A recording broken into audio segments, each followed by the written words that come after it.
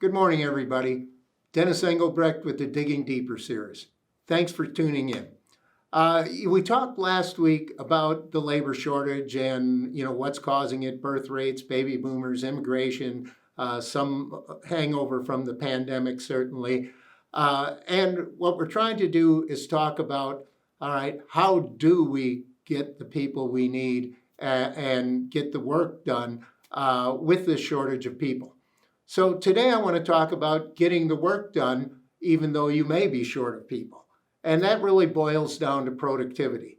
When you define productivity, it's very simply the output per person or per hour that you're getting from your organization. So increasing your productivity means being a more effective organization.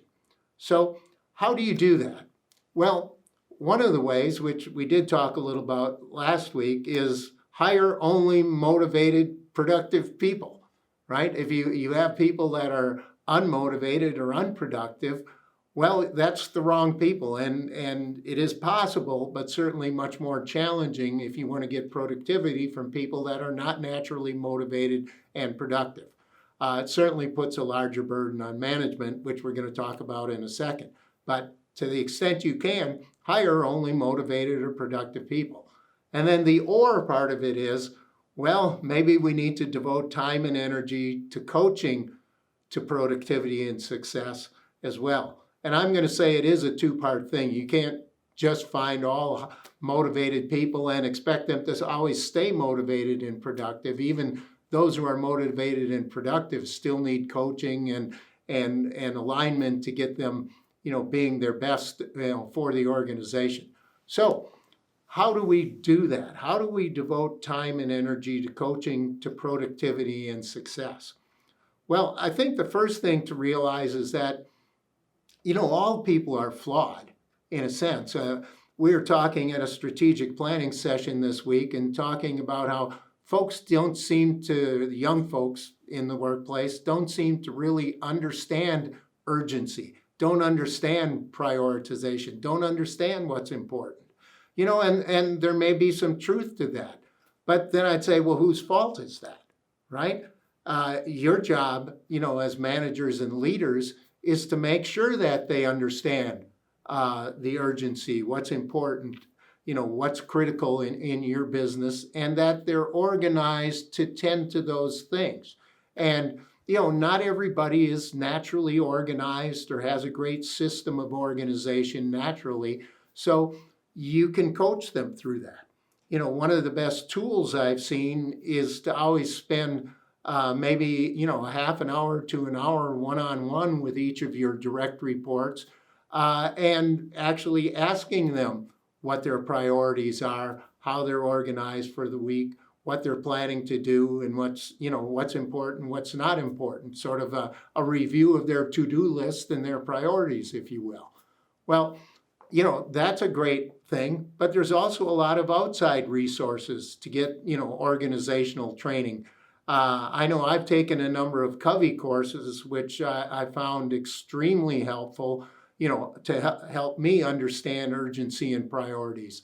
Covey, provides this 2x2 matrix, where on one side you've got the urgent and on the other side you've got the important.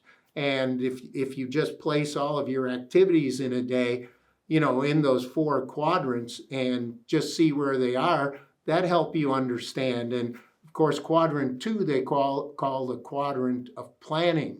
And that's for things that are both urgent and important. And that's where most folks, should be spending the bulk of their time, is doing the important things. And then there's quadrant 4, the Quadrant of Waste, which is the things that are neither urgent nor important. And you want to make sure you're staying out of that quadrant of waste as well.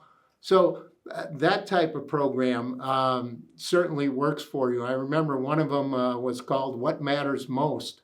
And, that What Matters Most program was very good for me because it taught me about being addicted to urgency. And, I took an urgency addiction tool to see how addicted to urgency I was. But we're all addicted to urgency to a certain extent. Urgency gives you a charge of adrenaline. And sometimes it feels good to be the fireman. But if you're always in that urgency mode, you'll never get ahead of things and plan and reduce the amount of urgent things that are on your plate. So you got to turn to that planful side. And then, within that, there is that simple to-do list, which I already mentioned. And, you'd be surprised when I ask a room of people how many people do a daily or weekly to-do. You usually get a third of the room that, number one, don't do it.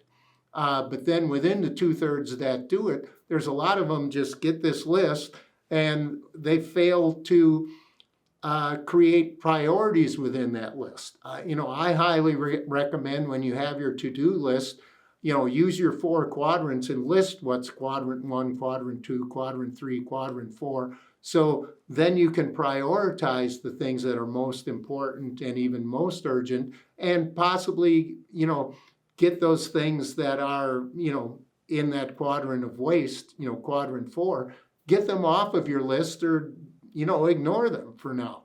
Do the important things and the little things will possibly go away.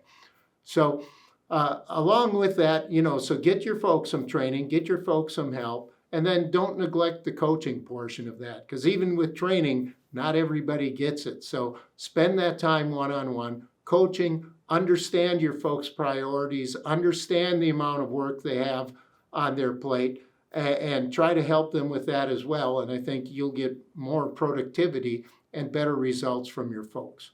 So productivity is the theme here. Got to get more from your people because they're not making any more.